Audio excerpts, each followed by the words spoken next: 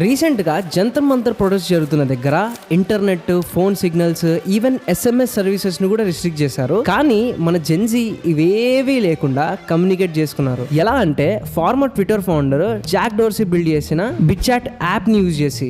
బిట్చాట్ కి internet, SIM cards, servers ఇవేవీ అవసరం లేదు. మరి మెసేజ్ ఎలా వెళ్తుంది అంటే మీకు చిన్న ఎక్స్ప్లెనేషన్ ఇస్తాను. మనం వాట్సాప్ లో ఒక మెసేజ్ పంపితే అది ఫస్ట్ వాట్సాప్ సర్వర్స్ కి వెళ్ళాలి. ఆ సర్వర్స్ నుండి మీరు సెండ్ చేసిన పర్సన్ దగ్గరికి రీచ్ అవుతుంది.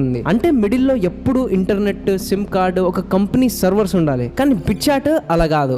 ఇది పియర్ టు పియర్ నెట్వర్కింగ్ అనే ఆర్కిటెక్చర్ ని ఫాలో అవుతుంది. మీ ఫోన్ డైరెక్ట్ గా ఇంకో ఫోన్ తో కమ్యూనికేట్ అవుతుంది. మరి ఇది ఎలా డైరెక్ట్ గా కమ్యూనికేట్ చేస్తుంది అంటే బ్లూటూత్ ని యూజ్ చేసి. మనం బ్లూటూత్ అంటే ఇయర్ ఫోన్స్ కనెక్ట్ చేసుకోవడానికి లేదా ఫైల్ షేర్ చేయడానికి మాత్రమే యూజ్ చేస్తాం. కానీ బిట్చాట్ అదే బ్లూటూత్ ని కమ్యూనికేషన్ నెట్వర్క్ గా మారుస్తుంది. కానీ ప్రాబ్లం ఏంటి అంటే బ్లూటూత్ రేంజ్ చాలా తక్కువ, 10 to 30 మీటర్స్ మాత్రమే ఉంటుంది. కానీ కిలోమీటర్ దూరంలో ఉన్న పర్సన్ కి మెసేజ్ ఎలా వెళ్తుంది అంటే ఇది ఒక మెష్ నెట్వర్క్ ని ఫామ్ చేస్తుంది. Imagine Raju, Kiran, Rahul, Sai and Priya అందరూ ప్రొటెస్ట్ ఏరియాలో ఉన్నారనుకోండి. రాజు ప్రియాకి ఒక మెసేజ్ పంపాడే అనుకోండి, కానీ ప్రియా బ్లూటూత్ రేంజ్ లో లేదు. బిట్చాట్ ఆటోమేటిక్ గా ఆ మెసేజ్ ని నియర్ బై ఫోన్ కి పంపిస్తుంది. కిరణ్ ఫోన్ ఆ మెసేజ్ ని టెంపరీగా స్టోర్ చేసుకుంటుంది. తర్వాత రాహుల్ రేంజ్ లోకి వచ్చినప్పుడు ఆటోమేటిక్ గా ఫార్వర్డ్ చేస్తుంది. ఫైనల్లీ ప్రియాకి ఆ మెసేజ్ వెళ్తుంది. ఇలా యూజర్స్ ఏమి చేయకుండానే బిట్చాట్ ఆ మెసేజ్ ని డెస్టినేషన్ వరకు పంపిస్తుంది. ప్రతి smart phone mini communication tower లా పనిచేస్తుంది. జాక్ డోర్సీ దీన్ని మెయిన్ గా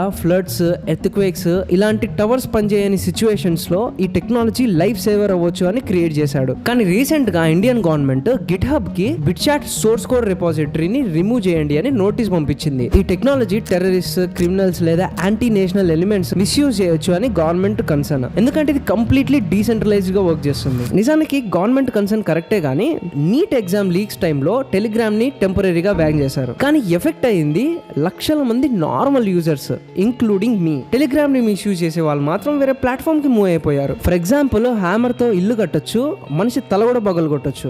ప్రాబ్లం హ్యామర్ లో ఉండదు, వాడే మనిషిలో ఉంటుంది. సో టెక్నాలజీని మిస్యూజ్ చేయొచ్చు అని చెప్పి దాన్ని బ్యాన్ చేయడం సొల్యూషన్ అయితే వాట్సాప్, టెలిగ్రామ్, VPNs, బ్లూటూత్ ఇలా అన్ని బ్యాన్ చేసుకుంటూ పోవాలి. మీరేమనుకుంటున్నారు? ఇలాంటి హెల్ప్ చేసే టెక్నాలజీస్ బ్యాన్ చేయాలా లేదా ఉంచాలా?